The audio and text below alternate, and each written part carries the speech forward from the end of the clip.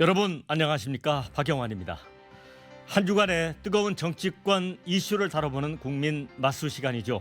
이번 주 마수 두 분 소개를 해드립니다.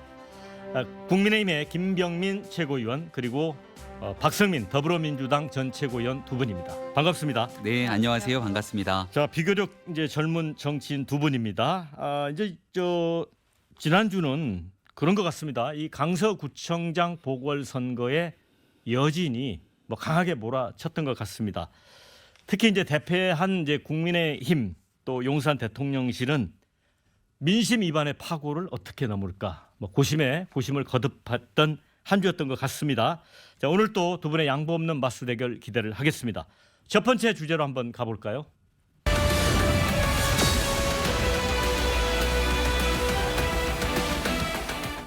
네, 저와 내각이 돌이켜보고 반성하겠다. 윤석열 대통령이 지난 17일 국민의힘 지도부와의 만찬에서 이렇게 얘기를 했죠.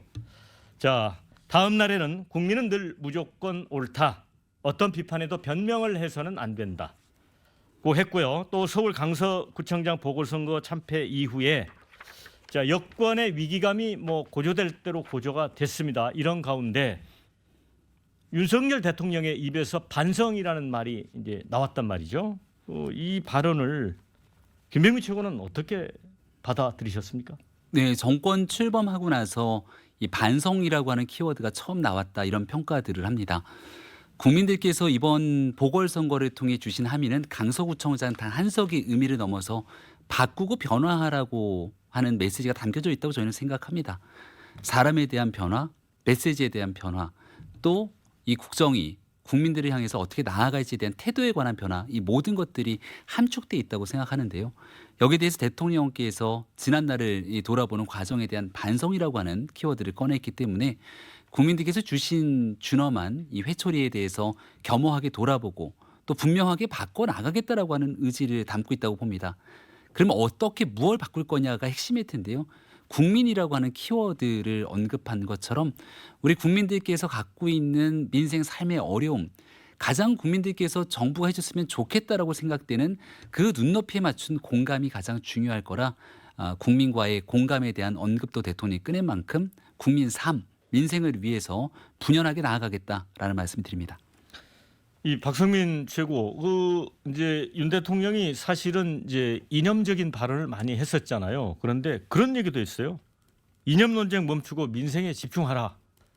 이거 민주당에서는 어떻게 받아들이고 있습니까? 아직까지는 저는 이제 평가 유보의 단계에 있다라고 생각을 해요. 네. 왜냐하면 이제 메시지는 이렇게 나올 수 있어도 결국에 메시지가 힘이 있고 이것이 진실이다라고 믿으려면 행동이 뒤따라야 하는 것이기 때문에 네. 저는 앞으로 대통령의 행보를 지금까지보다 더 날카롭게 좀 관찰하게 될 것 같고요. 중요한 것은 지금 공감을 강조하고 있지만 결국 공감은 소통을 기반으로 이루어지는 거라고 생각합니다. 대통령께서 사실 취임하시고 몇몇 언론들과 단독으로 인터뷰를 진행하신 경우는 있어도 기자간담회를 열어서 기자들의 따가운 질문에 직면하고 국민들께 허심탄회하게 여러 가지 비판에 대한 대통령의 생각들을 알려주신 경우는 전 별로 없었다고 생각해요. 심지어 하고 있었던 도어 스태핑도 중단된 지 꽤 됐습니다. 저는 그런 점에서 정말 대통령이 반성하고 있고 성찰하고 있고 앞으로 변화하겠다라고 할 거라면 지금과 같은 독선적이고 독단적이고 폐쇄적인 국정운영 기조는 이제 완전히 버리셔야 된다. 그런 점에서 야당 대표와도 만나셔야 하는 것이고 기자간담회도 한번 크게 하셔야 되는 것이고 더 나아가서는 지금까지의 이념 전쟁을 완전히 청산하고 민생 경제에 초점을 맞춘 실력 있는 인사들과 함께하는 내각을 다시 꾸리셨으면 좋겠다 이런 생각이 듭니다. 자, 그리고 이제 대통령 발언 이후에 이제 여당인 국민의힘과 대통령실과의 관계가 이제 어떻게 변화할까? 그동안 혹독하게 비판하는 사람들은 대통령실의 용산 출장소 아니냐 그런 얘기도 있었거든요. 네. 김병민 측 어떻게 바뀔 것 같습니까? 역대 집권당 여당이 받게 되는 공통된 평가 중에 하나였을 거고 그 정도의 차이가 아마 있을 거라고 봅니다. 하지만 국민의힘이 그동안 보였던 메시지나 또 국민의힘이 보여왔던 의사결정들을 보면 아무래도 이 용산 대통령실과 정부에 앞서서 더 주도적인 정책 역량들을 보여주거나 정치적 활동들이 눈에 띄지 않았다라고 하는 평가들이 있기 때문에 그런 국민의 지적에 대해서도 겸허하게 수용합니다. 그래서 지금 국민의힘의 주요 당직자들에 대한 전면 인사 교체들이 있었고 그리고 난 다음 얼마 전 대통령과의 이 오찬 회동을 통해서 앞으로 주 1회 고위당정을 정례화시켜서 열겠다 이렇게 언급한 바 있고요. 또 특히 민생을 강조한 만큼 국민 눈높이에 맞는 실질적인 정책의 필요성들은 아무래도 당에서 훨씬 더 가까이 국민들과 소통하고 있으니 그러한 내용들의 주도권을 보다 면밀하게 가져가겠다 이런 내용들을 이야기했습니다. 그리고 아마 국민들 보시기에는 용산 대통령실이나 정부가 추진하는 여러 정책들이 있을 텐데 인사에 관한 부분도 있을 거고 또 정책에 관한 측면들도 있을 건데 그중에 이건 좀 무리가 있다. 국민 눈높이에 맞지 않는다라고 얘기했을 때 당이 또 얼만큼 국민 목소리를 전달하는가도 유심히 지켜볼 거라고 봅니다. 지난날 김행 후보자에 대한 인사청문회 이후로 나타났던 따가운 민심의 목소리를 이 경청한 뒤에 또 여기에 대한 얘기를 김기현 대표가 직접적으로 국민의 민심을 전달한 만큼 앞으로의 당이 더 훨씬 주도적인 역할들을 해나갈 준비가 돼 있고 또 그 과정이 있다는 말씀을 거듭드립니다. 박성민 측은 이 부분은 어떻게 보세요? 저는 사실 김기현 대표 체제가 유지되는 한 지금과 같은 이 수직적인 당정 관계가 크게 바뀌지는 않을 거라고 생각합니다. 사실 지금도 보면 대통령의 기조가 확 바뀌고 나니 당도 부랴부랴 갑자기 더 반성하는 모습을 보여주고 그런 메시지 굉장히 저자세의 메시지를 많이 내잖아요. 근데 그 이전에 보면 국민의힘 내부에서도 일부 인사들은 아니 뭐 강서구청장 선거 진 거 가지고 대표 사퇴하라 그러면 어떡하냐라던가 단순히 한 지역의 보궐선거에 졌을 뿐이다. 이런 식으로 의미를 축소하는 행위들도 있었거든요. 선거 지고 나서도. 근데 지금 보면 그런 메시지는 완전히 사라졌죠. 그건 왜일까요? 대통령 메시지가 변했기 때문이라고 생각합니다. 그것만 보더라도 민심을 읽는 속도라든지 민심을 읽는 감각 자체가 지금 국민의힘 안에서 완전히 좀 죽어있는 게 아닌가 이런 생각이 드는데 그것보다도 일단 김기현 대표와 이 윤석열 대통령 간의 관계를 봤을 때 굉장히 수직적이었다라고 제가 말씀드릴 수밖에 없는 이유는 김태우 후보를 공천하는 과정이 사실은 좀 이상했죠. 왜냐하면 분명히 이제 무공천 기류가 있었거든요. 근데 대통령이 특별 사면을 시키고 나서 어떻게 보면 최종적으로 공천이 되게 된 건데 그 과정에서 수많은 당내 사람들이 비판도 하고 걱정도 했지만 여기에 대해서 김기현 대표가 예스를 계속해서 외쳤기 때문이 아닐까 이런 생각이 들었습니다. 그래서 예스맨인 김기현 대표가 바뀌지 않는다면 그리고 대통령실에 있는 예스맨들이 바뀌지 않는다면 윤석열 대통령과 당의 관계가 정상화되기는 좀 어렵지 않을까 싶습니다. 김병민 최고위원, 우리 네. 박성민 최고는 이제 이 우리 김기현 대표를 이제 예스맨이다 이렇게 표현을 했는데 어때요? 이 이제 대통령실의 어떤 변화 움직임과 맞물려서 최고위원회 이제 계속 참석했잖아요. 그럼요. 조금 바뀐 분위기가 있어요. 어때요? 목요일에 있었던 최고위원회를 보면 국민들께서 이제 임명직 당직자들이 바뀌고 난 다음 어떤 변화가 있을 것인가를 고민했을 겁니다. 일단은 당 최고위원들에 대한 전체적인 메시지가 민생과 정책 중심으로 가게 됐고 또 그 뒤로 발표됐던 내용을 보면 지역에 있는 많은 현수막을 지켜보면서 국민들께서 눈살을 찌푸리십니다. 네. 야당은 정부와 그리고 집권당을 향한 정말 증오와 가까운 메시지들이 난무하고 있고 저희 국민의힘도 참 반성을 할 만큼 여러 국민들 눈높이에 맞을까 싶을 정도의 거친 언어들이 있었기 때문에 정쟁 성격의 현수막을 전면 철거하라. 이렇게 첫 번째 일단 당 회의의 결정들이 나왔고 또 그동안 원내에서 우후죽순 많은 TF들이 만들어지게 됐는데 이런 TF 중에서도 국민의 민생과 삶과 관계없이 쓸데없는 정쟁이 혹시 유발되는 것 같은 TF에 대한 정리 이런 부분들까지도 최고위를 통해서 정비가 됐습니다. 최고위를 끝나고 나오니까 많은 기자분들이 하는 얘기가 국민의힘이 임명직 당직자 교체 이후로 어떤 부분이 바뀔까라고 생각했는데 오늘 그림을 보니까 정말 바뀌는 것 같다 이런 얘기를 주시고 지명직 최고위원으로 김혜지 의원이 함께 참석을 했습니다. 네. 지난날 국회 대정부 질문하면서 여야의 극한 대립 속에서 유일하게 국민과 약자를 생각했던 김혜지 의원이 빛이 났다라고 하는 평가는 여야 공이 나왔는데요. 최고위원회를 통해서도 마찬가지로 우리가 가야 되는 약자를 위해서 해야 되는 여러 정책 법안들에 대한 앞으로의 방향성을 언급하면서 좋은 호평이 있었다 말씀드리고요. 마지막 한마디만 좀 김기현 대표에 관한 말씀을 주셨으니까 정리를 하면 용산에서 반성을 얘기해서 그 뒤로 국민의힘이 이런 내용들에 따라간 게 아니라 보궐선거 참패한 바로 그 직후부터 국민의힘이 국민 눈높이에 맞춰서 어떤 방식으로든지 변화해야 된다는 숱한 목소리들이 있었고 그 과정들은 용산 대통령실 또 정부와의 관계를 통해서 함께 협력해서 변화해 나가고 있다는 점 다시 말씀드립니다. 네. 자, 이제 윤 대통령이 이 보선 패배 이후에 낸 메시지는 변화, 소통, 민생 이렇게 이제 축약이 되는데 그런 세 가지 소통을 강조를 했어요. 국민과의 소통, 현장 소통, 또 당정 소통. 그래서 윤 대통령이 지금 대국민 기자회견이나 타운홀 미팅이 중단된 지 1년이 넘었거든요. 예. 어떤 변화가 있을까요? 일단 정책을 기반으로 하는 현장 타운홀 미팅은 앞으로 굉장히 많이 진행하겠다는 의지를 비쳤기 때문에 이런 정책 현장 속에서 나타나게 되는 타운홀 미팅의 소통들은 꽤나 많아질 거라고 생각을 합니다. 두 번째, 국민을 대신해서 묻는 기자들과의 이 간담, 소통에 관해서 아까 우리 박성민 최고께서도 말씀을 주셨는데요.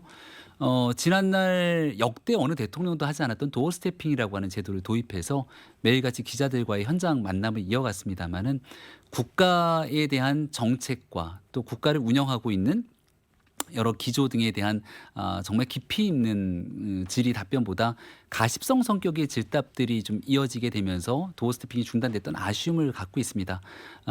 이 도어 스태핑이 중단됐더라도 기자들과의 격이 없는 소통을 하겠다는 약속들이 지켜지기 위한 노력들이 좀 이어져야 된다고 생각하고 그런 변화의 방향들도 분명히 있을 거라 생각하고 또 앞으로 당과의 관계 속에서도 훨씬 더 많은 사람들과 격이 없는 소통들이 이어질 거라고 생각하고 확신하기 때문에 분명하게 소통에 있어서의 변화도 약속드릴 수 있다 이렇게 생각합니다. 자, 그런데 이제 대통령이 이제 민생을 화두로 해가지고 소통 강화를 주장을 하셨는데 통상적으로 사람들이 생각할 때는 지금 국회가 과반 이상 의석을 야당이 점유하고 있고 입법권을 가지고 있는데 사실상 장악하고 있죠. 그런데 어떤 법을 바꾸거나 아니면 민생 행보를 하려면 야당과의 대화 아니면 야당 대표와의 대화 이런 게 좀 바탕이 돼야 되는데 그런 부분에 대한 언급은 없다. 이런 아쉬움도 있어요. 그러니까 네. 그래서 이제 제가 지금까지의 국정 기조를 완전히 버리셔야 된다. 지금 윤석열 대통령이 집권 2년 차이시잖아요. 그런데 이분이 그동안 해왔던 그 방식들을 보게 되면 일단 기자와의 소통이 중단됐고 야당 대표와의 소통은 없었습니다. 그리고 이른바 TK나 친윤 주류 세력들을 제외하고 다른 그 이른바 비윤계 의원들을 포용하거나 품는 탕평 인사 이런 것들도 굉장히 좀 적었다고 보거든요. 그분들과의 소통이라던가 이런 것도 없었던 것 같고 저는 그것이 좀 극대화되었던 것 이른바 윤석열표 순혈주의가 극대화되었던 것이 지난 전당대회에서 보여줬던 풍경이라고 생각을 합니다. 그때 당시에 대통령실의 정무수석이 나서서 직접 그 전당대회에 출마한 후보에게 안철수 후보였죠. 아무 말도 하지 않으면 아무 일도 일어나지 않는다. 이런 말씀도 하셨고 나경원 의원이 해임되는 그런 과정들만 보더라도 굉장히 좀 비상식적인 일들이 많았지 않습니까? 그러니까 그런 방식으로 사실 지금까지 당정 관계도 굉장히 수직적으로 이끌어 오셨고 야당 대표와도 이렇게 안 만난 적이 없어요, 대통령이. 그러니까 심지어는 여러 명이서 만나는 대화라든지 또는 원내 지도부들을 같이 초청한다든지 여러 방식의 형태를 고려할 수 있음에도 불구하고 여기에 대해서 전향적인 태도를 대통령이 보여주시지 않았기 때문에 말로만 민생정책, 민생입법 말씀하실 것이 아니라 소통을 강조하실 것이 아니라 저는 이제는 이재명 대표와 만나실 때가 됐다 이렇게 생각합니다. 네. 만날 가능성이 있습니까? 지금 이균용 그 대법원장 인준 부결로 대법원도 사실 이제 재판 지연되고 그러면 이것도 사실 민생이잖아요. 예, 소통의 필요성도 충분히 공감합니다만은 적어도 민주당이 지난날 홍익표 원내대표가 대변인 시절 집권당으로서 했던 얘기들을 다 기억하실 겁니다. 권위주의 시대의 산물처럼 여겨졌던 이 영수회담에 대한 요구에 대해서 단호하게 거절했던 지난날의 메시지들, 이런 것들을 보면 지금도 여전히 영수회담이라는 용어를 쓰고 꼭 이재명 대표와의 1대1 회동들을 요청하게 되는 현재의 상황에 대해서 지난날 문재인 정부 시절에 대한 거울처럼 스스로 좀 비춰볼 필요가 있다는 얘기 드립니다.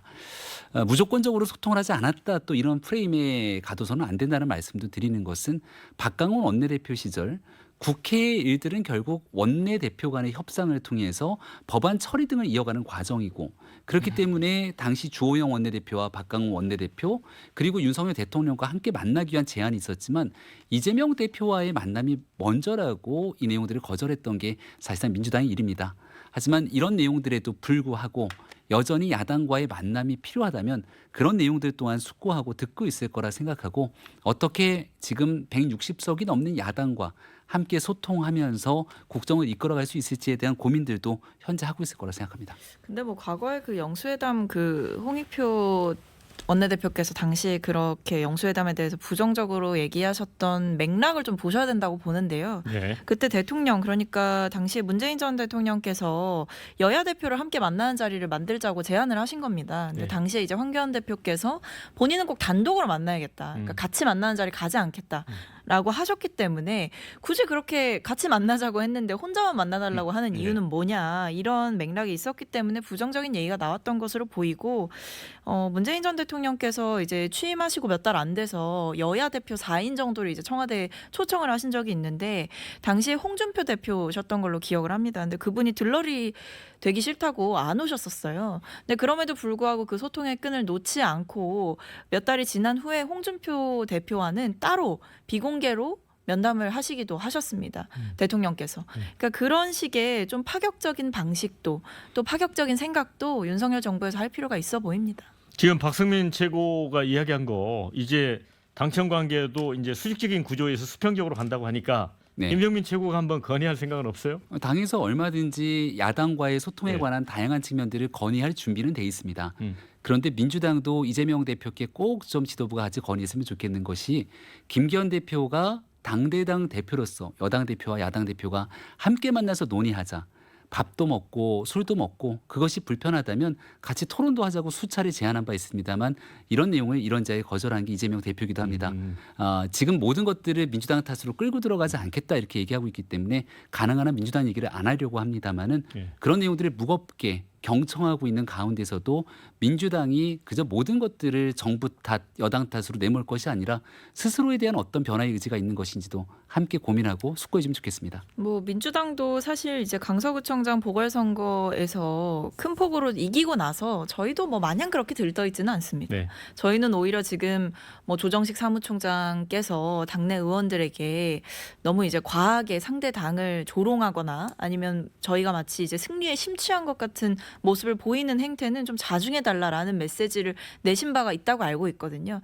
그만큼 저희도 사실 저희가 잘해서 민주당이 이제 강서구청장 보궐선거에서 이겼다라고 보기보다는 윤석열 정권에 대한 심판이 이루어진 선거였다라고 보고 있기 때문에 저희 역시도 고삐를 좀 더 조여매고 더 좋은 방향으로 변화하려고 여러모로 지금 고민 중입니다. 이재명 대표께서도 이제 곧 국회에 복귀를 하신다고 하니 뭐 최고위원 중에 비어있는 지명직 최고위원의 인선이라던가 앞으로 꾸려질 여러 기구들에서 좀 공정하고 탕평적인 인사를 보여주시지 않을까 싶습니다. 네, 이번 주제는 여기서 좀 마무리하고 두 번째 주제로 가보겠습니다.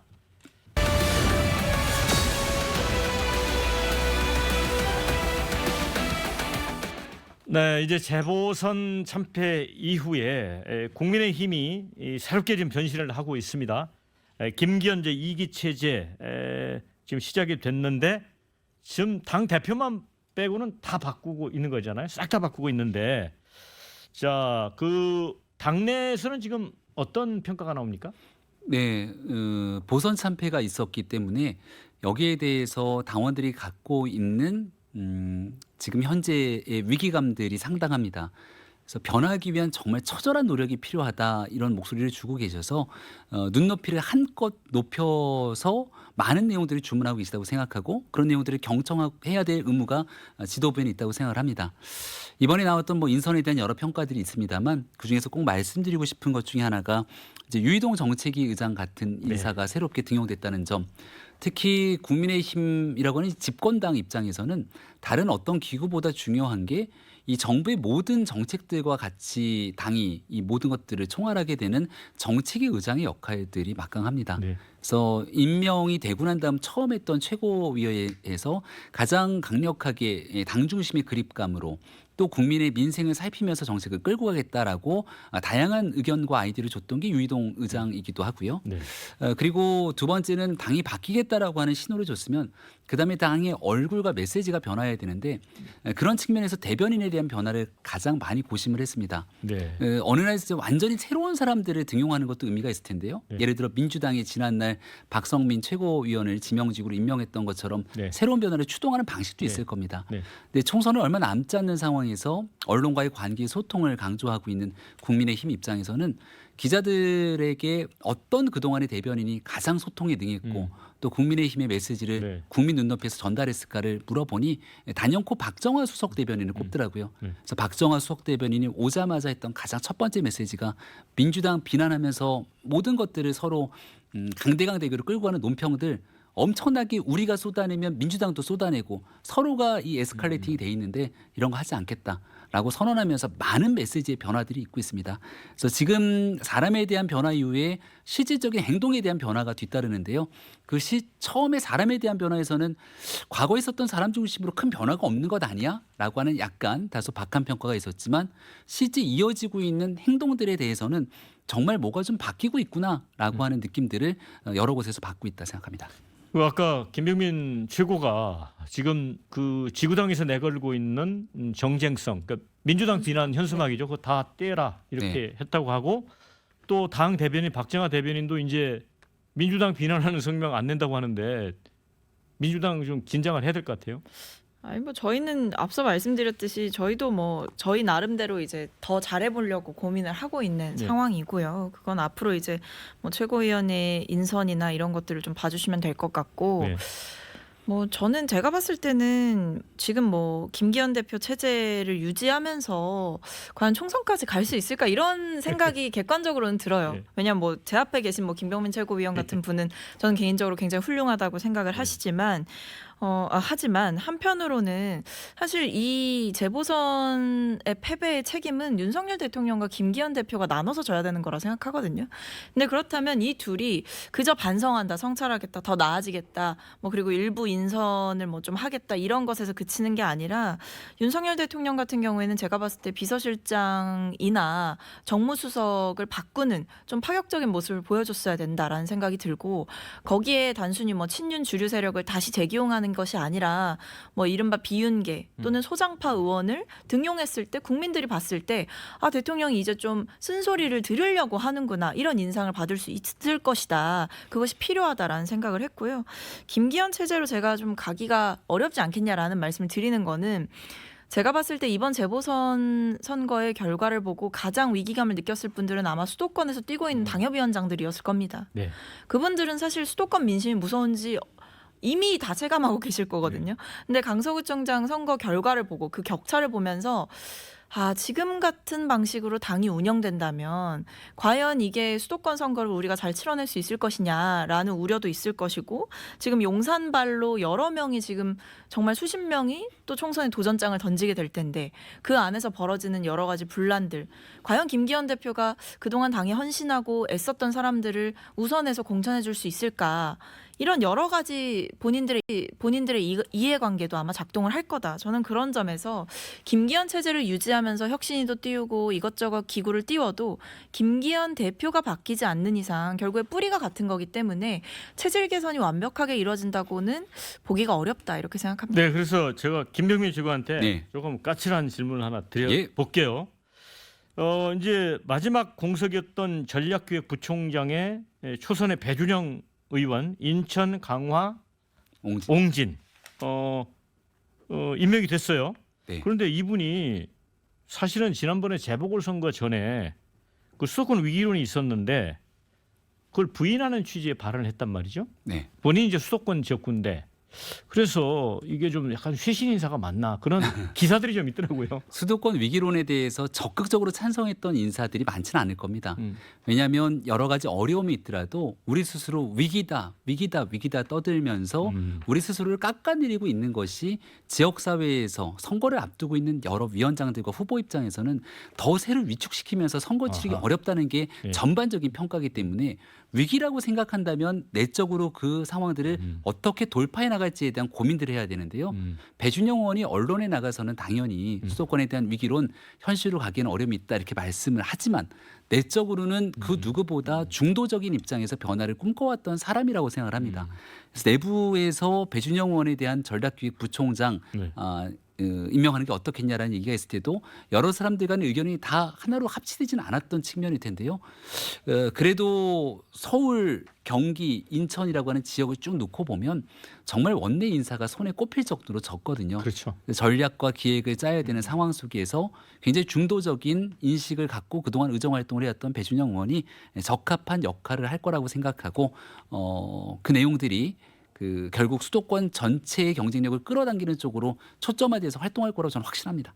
자, 이제 국민의힘이 이제 다음 주에 이제 혁신위를 네. 출범을 하지 않습니까? 지금 어느 분이 혁신위원장이 올지 이것도 좀 궁금하기도 하고 또 한 가지는 이제 역사적으로 보면 민주당 같은 경우도 한 10여 개의 혁신위가 있었는데 대부분 실패했고 국민의힘 전신 보수 정당도 거의 다 실패했어요. 네. 김상권이 혁신위원하고 2005년에 홍준표 혁신위 정도가 성공했다 이 정도 꼽거든요. 자, 혁신위가 잘못하면 권한이 없이 무늬만 혁신위가 될 수도 있다 이런 얘기도 있어요. 당연히 그것을 우려할 수밖에 없죠. 그러니까 말씀해주신 대로 뭐 민주당 같은 경우에는 김상곤 혁신위가 굉장히 좀 성공적이었던 사례로 평가를 받습니다. 그렇기 때문에 여전히 정치권에서 위기의 상황이 되면 혁신위를 띄워야 된다 이런 이야기가 나오는 이유기도 한데요. 저는 혁신위가 성공하냐 마냐의 핵심은 전권을 얼만큼 주느냐에 있다고 생각합니다. 그러니까 혁신위가 아무리 안을 만들어도 그것을 최고위나 뭐 최고위나 뭐 지도부 자체에서 그걸 약간 거부하거나 또는 무시하거나 하는 전략으로 가버리면 사실 혁신위는 애는 애대로 쓰고 변하는 건 아무것도 없는 상황이 되는 거거든요.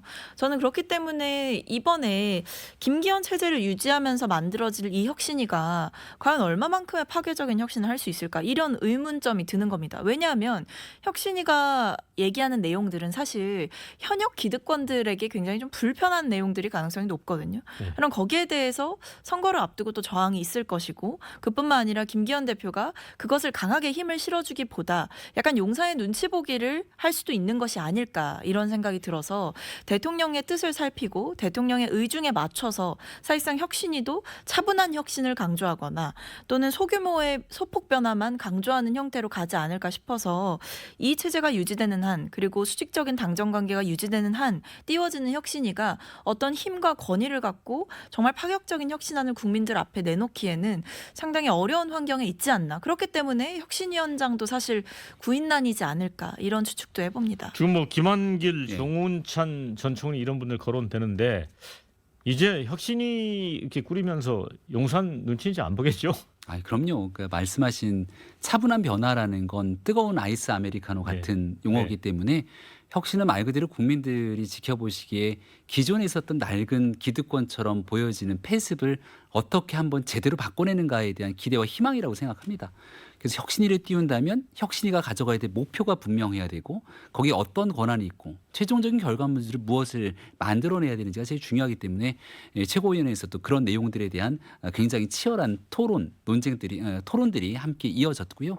사람에 대해서도 마찬가지로 그냥 기존에 있었던 사람들 중에 경륜이 있거나 누군가를 대변하는 사람이어도 여기에 대한 변화의 기대감이 없을 거고 또 저희가 반면교사 삼으면서 정쟁처럼 얘기하는 게 아니라 진짜 많이 얘기하는 게 민주당의 김은경 혁신위가 처절하게 실패했다는 많은 평가가 있지 않습니까?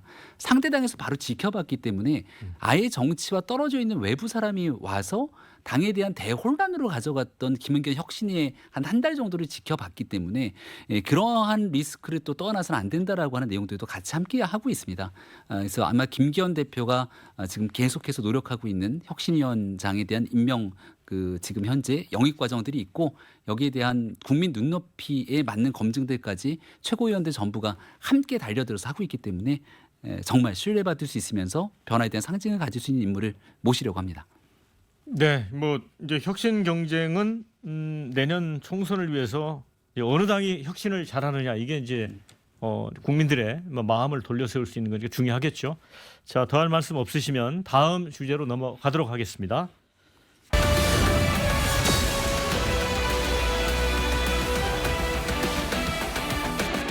지금 이제 국민의힘과 관련해서는 당 안팎에서 여러 창당 가능성 또 신당 가능성 나오는 가운데 유승민 전 의원 그리고 이준석 전 대표가 이제 모두 12월을 이야기를 하고 있습니다. 요즘 두 분이 지금 발언이 부쩍 많아지고 있어요. 근데 이준석 전 대표는 또 알듯 모를 듯하게 이야기를 하는데 아직 당과 헤어질 결심은 하지 않았다.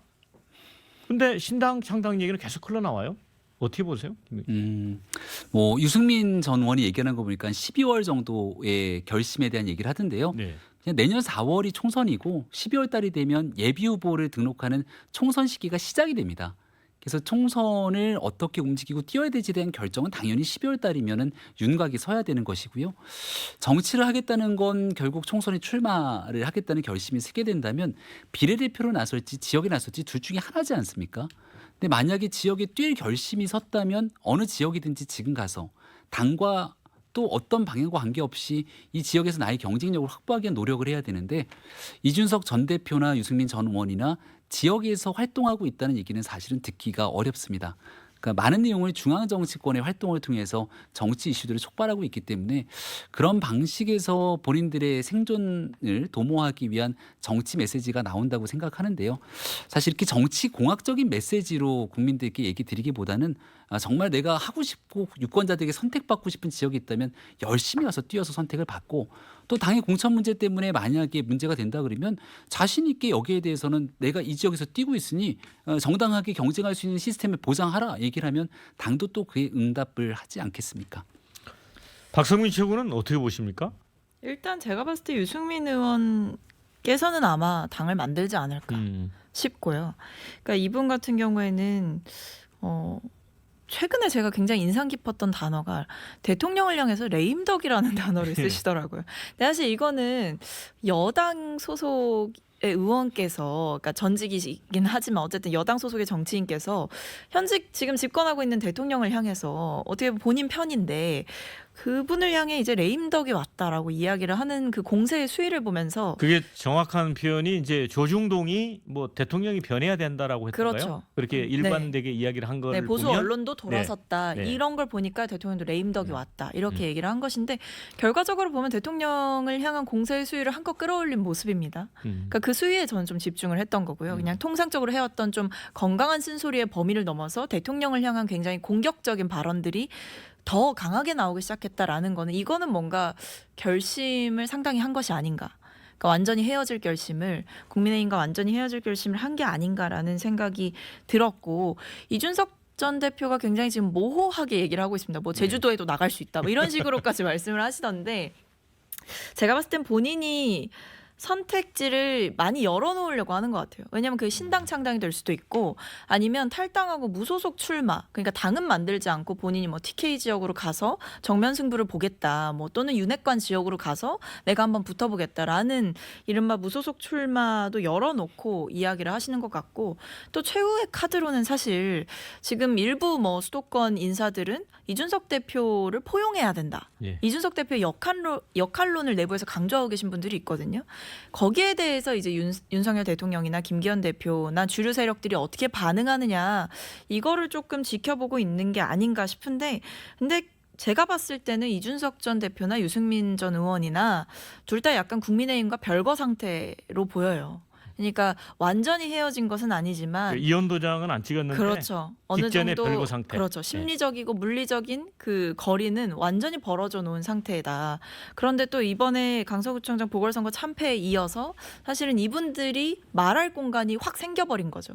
사실은 그동안 이선 후퇴를 어떻게 보면 강제로 당하게 된 꼴이었는데 지금은 이제 완전히 재기를 한 모양새다. 그런 점에서 국민의힘 내부도 상당히 좀 불편해하지 않나 싶습니다. 이준석 전 대표는 이제 뻐꾸기에 이제 비유를 해갖고 당내 이제 그 뭐 친윤 세력을 아예 유사 뭐 보수다 이런 식으로 좀 지칭하고 이러는 것 같거든요. 네. 아 이게 뭐 이제 본인의 입지를 구축하기 위한 발언인 건지 이게 정말 딴 생각이 있는 건지 어떻게 보고 있습니까? 그리고 아까 네. 또 우리 박성민 최고가 이 얘기를 해서 궁금한데 당내에서 그 이준석을 포용해야 된다는 게 이제 수도권 당협위원장 사이에 의견이 좀 많이 있어요, 실제로? 일단은 이준석 전 대표의 발언의 수위가 좀 높죠. 그러니까 단순하게 비판의 수위가 높다기보다 상대방에 대한 조롱 섞인 용어들을 쓰는 것은 정치권에서 굉장히 지양해야 되는 일들이기 때문에 그런 일들에 대한 아쉬움이 있다는 점 이거 좀 하나 짚고 넘어가고 싶고요. 이 전 대표는 본인이 지난날 내가 살던 고향 상계동에서 정치적 승부를 보겠다 이렇게 노원병에 출마를 했고 3번을 출마해서 낙선했습니다. 그리고 여전히 상계동이 진심이다라고 얘기를 해서 노원병에 대한 그 본인의 애정들을 감추지 않았죠.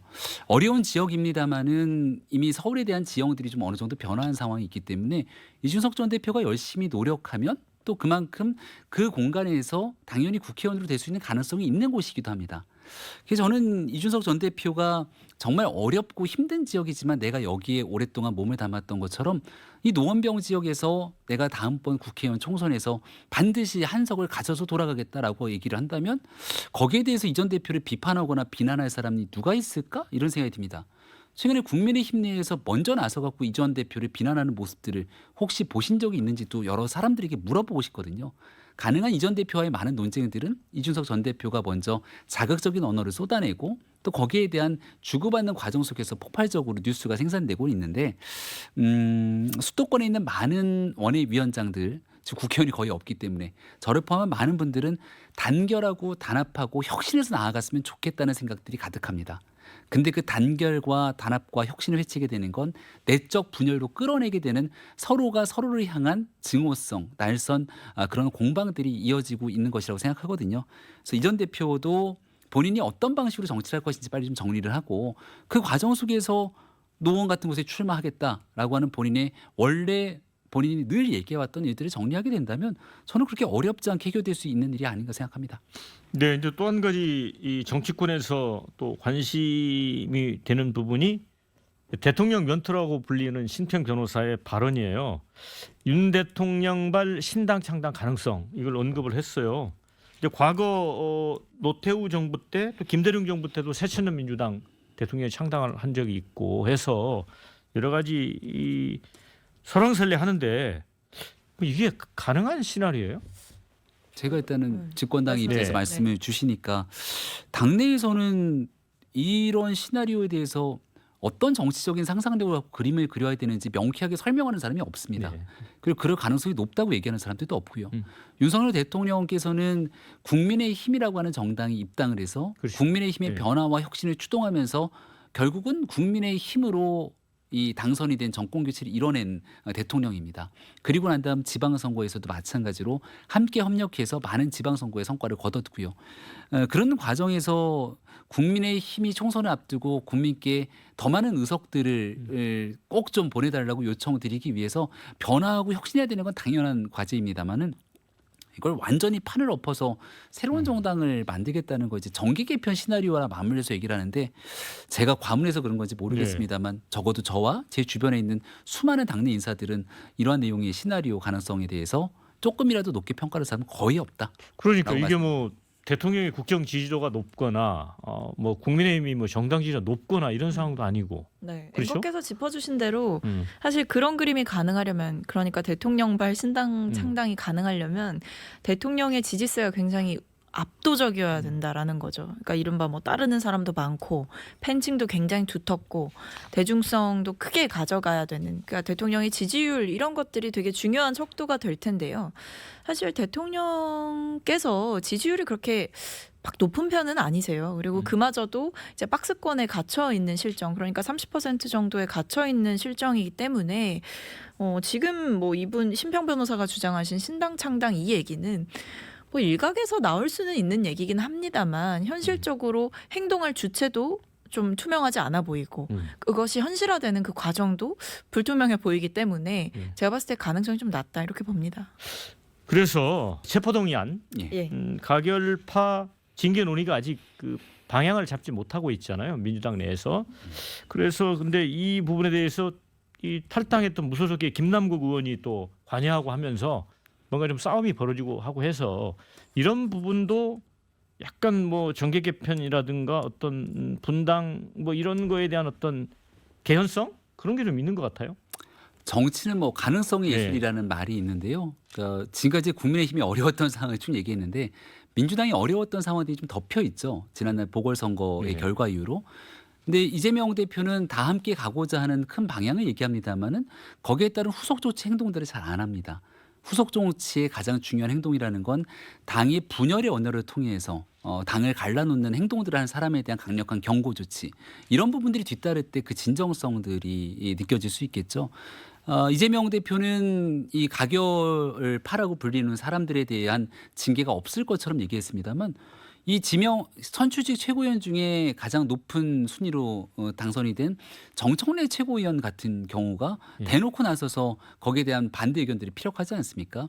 그러니까 이른바 국합, 배드캅 역할처럼 역할 분담을 해나가는 것처럼 보이는데 이재명 대표에게 힘을 실어주게 되는 건 개딸이라고 불리우게 되는 강성 지지층이고 그런 목소리에 힘입어서 벌써부터 다른 목소리를 내는 사람들을 억압하는 분위기가 나타나고 있죠. 그리고 이게 단순한 징계 문제로 끝나는 것이 아니라 이미 수박 색출이라고 불리우게 되는 그런 정치적 그 오명을 쓰게 된 민주당 인사들, 비주류들을 대상으로 친 이재명계라 불리는 많은 사람들이 현장에 가서 다음번에 이 사람들 낙선시키고 반드시 친명계 중심으로 당선되겠다는 그런 흐름들이 이어지고 있기 때문에 그걸 제대로 조정하지 못하고 지금 있게 되는 공포 분위기가 현실화되게 된다면 그분들의 선택지가 열려 있을 수 있다 이렇게 판단합니다. 네, 우리 박수민 최고 의견 짧게 듣고 다음 주제로 갈게요. 예. 일단은 가결파에 대한 징계는 제가 봤을 때 이뤄질 가능성이 낮습니다. 매우 낮다. 낮다라고 네. 보고 이재명 대표께서도 상당히 유보적인 입장인 것으로 알고 있는데요. 할 거였으면 빨리 했겠죠. 왜 시간을 끌겠습니까? 안 하고 싶으니까 시간을 끄는 거다라고 생각을 하기 때문에 제가 봤을 때는 현실 가능성이 낮다. 징계는. 그리고 뭐 최고위원들 사이에서 의견이 갈린다라는 보도가 있기는 합니다만 그 역시도 결국에는 대표께서 리더십을 통해서 통합의 리더십을 보여주셔서 그것으로 좀 진정이 되지 않을까 싶습니다. 사실 당내에서는 여러 가지 뭐 분란이 있었던 것도 사실이고 뭐 여러 공방이 오가는 것도 사실입니다만 강서구청장 보궐선거도 이기고 그 이전에는 이제 이재명 대표의 구속영장도 기각이 되면서 사실 당내 분위기가 많이 수습이 되고 있는 상황인 것 같습니다. 그래서 중요한 거는 이제 남아있는 총선을 어떻게 잘 치를 거냐 여기에 다 같이 머리를 맞대는 일이라고 생각하기 때문에 뭐 누구를 색출하고 또는 뭐 누구를 징계하고 이런 논의들이 불거지거나 커지거나 이럴 가능성은 낮다고 봅니다. 네, 다음 주제로 넘어가겠습니다.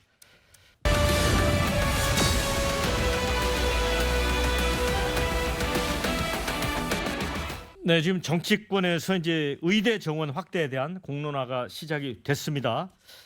다행히 민주당도 찬성을 하면서 여야가 지금 접점을 이루고 있습니다. 2006년부터 18년째 입학 정원이 3,058명으로 지금 고정돼 있습니다. 자, 이 부분에 대해서는 어떻게 보십니까? 네, 국민들이 갖고 있는 굉장히 큰 어려운 문제이기도 하고 우리 국가의 미래를 보더라도 OECD 여러 국가들 중에 대한민국 의사 숫자에 대한 부족 문제는 항상 큰 어려움으로 제기가 네. 되었습니다. 그리고 이 상황이 그대로 이어지게 된다면 적어도 10년 뒤쯤 대한민국이 처해져 있는 의료 환경에 대한 열악한 부분들은 그대로 국민적 고통으로 돌아갈 수밖에 없겠죠. 그러니까 저도 아이가 3명이어서 아이 키우는 부모 입장에서 봤을 때 이 소아과 대란 문제가 남 얘기처럼 절대 느껴지지 않거든요. 이런 모든 문제에 대한 해결 속에서 이 의사 숫자를 늘리기 위한 방안들이 반드시 진행돼야 되는데 이게 선뜻 진행하기 어려운 난제임에는 분명한 것 아니겠습니까? 민주당에는 굉장히 고맙게도 정성호 의원 같은 정치인들이 나서서 문재인 정부 때 시도했지만 풀기 어려웠던 일들을 시행해 주니 고맙다. 함께 협력하자라고 힘을 실어준 만큼 의사분들의 목소리도 충분하게 들어가면서 예. 합리적으로 토론하고 또 국민적 총의를 모아서 한번 제대로 개혁하고 혁신하는 기회들을 마련해내는 게 진짜 정치 경험이 없음에도 불구하고 대통령으로 만들어준 국민들 네. 왜 윤석열 정부가 필요할까라고 하는 그런 목소리에 대답할 수 있는 가장 빠른 길이라고 봅니다. 그러니까 전에 문재인 정부도 사실은 이제 4천 명 선으로 입학 지원 그러려고요. 늘리려고 했는데 전국 규모에서 의사들이 두 차례 대규모 파업 때문에 실패했잖아요. 네. 그 좀 노하우를 좀 전해줄 필요도 있을 것 같아요. 사실 근데 이게 쉽지가 않아요. 그러니까 그렇죠. 뭐 타협이 되기도, 그러니까 의협과 대화를 네. 저희라고 뭐 소통 안 했겠습니까? 계속 네. 소통했고 제가 알기로는 지금 윤석열 정부도 한 14차례 정도 네. 계속 만났던 걸로 알고 있거든요. 근데 그럼에도 불구하고 지금 의협 측에서 상당히 강경하게 나오는 상황이죠. 그런 걸 보면 사실 이거는 소통을 하고 대화를 하고 논의를 한다고 하더라도 정말 결정적인 부분에서는 절대 이제 화합할 수 없는 영역인 게 아닌가 이런 생각도 드는데 저는 오히려 이런 상황에서 뭐 의협과의 소통은 계속해서 이어가시되 야당과의 소통을 좀 적극적으로 해주시면 어떨까라는 생각이 드는데요. 네. 윤석열 정부 들어서 사실 여야가 이렇게 머리를 맞대고 같이 뭔가를 동의하고 추진해보자라고 얘기하는 게 이게 처음인 것 같아요. 그러니까 이 저희가 이슈를 가지고 여기 나와도 항상 네. 싸우기만 했지 뭐 고속도로 얘기하고 잼버리 사태 네. 책임 묻고 정말 여러 가지 사안들이 있었지만 매번 다투는 일들이 많았거든요. 다퉜어야 했던 사안도 많았지만 근데 이것만큼은 지금 민주당 내에서 뭐 정성호 의원뿐만 아니라 많은 의원들이 동의하고 있고 지지하고 있고 함께 하자 이런 입장들을 표명하고 있기 때문에 저는 아까 대통령께서 소통을 지금 굉장히 강조하고 계시다라고 말씀을 해주셨는데 이런 면에서 저는 여야 대표들 한데 불러 모으셔서 같이 정말 초당적으로 이 험난한 과제를 추진해 나갔으면 좋겠다. 제가 봤을 때 이거는 국민들도 굉장히 동의하실 것 같거든요. 네. 의대 정원을 늘린다는 건 결국 이제 의료 서비스의 질을 높이고 공공 의료 또 네. 필수 진료 과목들에 있어서 의료 인력을 확충하는 문제. 결국에는 국민의 삶의 질과 직결되는 문제이기 때문에 국민들께서도 이런 부분에 있어서 정말 편을 들어줄 거다. 정치권의 편을. 그런 점에서 저는 이것을 좀 발판 삼아 이것을 계기 삼아 여야 대표와 윤석열 대통령께서 한번 만나주셨으면 좋겠습니다. 예, 뭐 좋은 의견이신 것 같고요. 그래서 특히 이제 보니까 전남권 같은 경우는 의대가 아예 없다 그래요. 그래서 이제 목포대학하고 순천대 총장까지 이제 서울에 올라와서 국회 앞에서 같이 이제 시위도 하고 민주당 의원 두 분은 또 이 삭발하죠. 대통령이시라고 국회 앞에서 삭발까지 했어요. 이거는 국민의힘 의원들이 가서 지원 박수를 좀 보내줘야 되는 거 아니에요? 전혀 가서? 그렇지 않다고 생각합니다. 네. 삭발을 할 게 아니라 토론을 하고 같이 문제를 풀어갈 준비를 했었어야죠. 그러니까 총선이 다가오고 있기 때문에 지역 내에서 이런 일들이 발생했을 때 국가적 문제를 어떻게 풀겠다는 토론으로 문제를 해결할 생각을 하지 않고 네. 우리 지역민들만 생각하면서 그 지역에 이걸 끌어오겠다는 내용들을 가져가는 것 이게 아닙니까? 이벤트화 한다는 거죠. 그럼요. 전남 지역만 하더라도 전남 지역 한쪽 곳의 의견들을 모았습니까? 목포는 목포대로, 순천은 순천대로 각자 지역에서 하고 싶은 지역 주민들의 목소리들이 있을 건데요. 이런 방식 속에서 삭발이라고 하는 투쟁의 방식을 선택하게 되는 건 조금 전에 박성민 전 최고께서 얘기했던 것처럼 야당도 함께 협력하고 논의하자라고 하는 일에 찬물을 껴는 일이거든요. 진짜 풀어내기 위한 노력들이 무엇부터 시작돼야 되는지에 대한 얘기를 가져가야 되고 지역에서 어디 의대가 필요한지 광주에 실질적으로 의대가 있는 부분들입니다만 결국 전남 지역에서 문재인 정부 때 얘기하면서 풀지 못했던 공공의대 등에 대한 얘기들 때문에 네. 이렇게 이야기들이 진척되고 있는 것일 텐데 지역적인 내용들로 전체적인 내용들을 빨아들이지 말고 보다 본질적인 의미에서 국회의원으로서의 활동을 하시는 것이 지금은 시급히 요구된다 말씀드립니다. 이게 이제 전북만의 문제는 아니고 충청북도도 충북대 의대 정원을 150명 네. 늘려달라 뭐 이런 의견도 있고요. 자, 이 부분은 우리 박성민 씨가 답변을 하셔야 될 것 같은데요. 삭발은 아닌 것 같다는. 아니 근데 뭐 삭발한다고 대화 안 하나요? 뭐 반대한다고 삭발한 것도 아니고 잘해달라고 이제 삭발을 한 건데 그러니까 잘해. 그 정도는 뭐 이제 정치인의 결기 정도로 봐주시면 좋겠다라는 생각이 들고요. 저는 중요한 건 정부가 좀 빨리 안을 디테일하게 만들어야 될 것 같아요. 그러니까 사실 지금 토론을 하고 싶고 대화를 하고 싶고 정부에게 이것저것 요청하고 싶은 마음도 있지만 한편으로는 지금 윤석열 정부가 하겠다고 하는 이 의대 정원 늘리기의 숫자도 사실 정확하게 나오지가 않고 않고 있는 거거든요. 네. 어떤 언론 보도를 보면 뭐 100명 단위이기도 하고 또 어떤 언론 보도를 보면 뭐 3,000명, 어떤 언론 보도 보면 1,000명 막 이렇습니다. 그러니까 지금 정부도 어쨌든 의협과의 뭐 아직 협상이 끝나지 않아서 또는 지금 여러 반발이 예상이 되니까 살짝 이제 뒷걸음질을 치는 모양새긴 한데 중요한 건 하겠다라고 했으면 구체적인 안을 마련해서 하겠다라고 설명을 뒷받침해줘야 되는 게 정부의 책임 있는 자세라고 생각합니다. 하지만 그게 아니라 아직 안도 방식도 구체적으로 나오지 않은 채로 의대 정원 늘리겠다라고 화두만 던져 놓으니까 여러 설왕설래가 있는 거기 때문에 전 정부가 좀 조속하게 이것들을 정리해 줄 필요가 있다고 느껴집니다. 이게 방향에 대해서는 여야가 지금 공감을 했기 때문에 문재인 정부 때 공공의대하고 지역의사제라는 그 아이디어도 있기 때문에 국회 내 여야가 이 특이라도 좀 만들어서 이런 걸 좀 해야 되지 않을까요? 네, 조금 전에 우리 호남 얘기도 했는데 네. 강기정 광주시장이 과거에 이제 이 원내에 있을 때 박근혜 정부의 공무원 연금 개혁 그걸 본인이 주도적인 역할을 당시 야당으로 네. 하면서 네. 그 협력하고 서로 설득하면서 결과물을 만들어냈던 그 당시 과정을 훗날 좀 얘기해줬던 기억이 문득 떠오릅니다. 네. 그때처럼 지금도 마찬가지로 여야가 이 함께 보편적인 인식에 공감대를 이룬 거 아닙니까? 왜 안이 없냐고 얘기를 합니다만 디테일을 먼저 꺼내는 순간 작은 내용들에 대한 흠집 잡기 식으로 이 내용들이 변질되기 시작하면 한 걸음도 떼지 못한 상태에서 좌초되는 게 개혁의 통상적인 어려움이기도 합니다.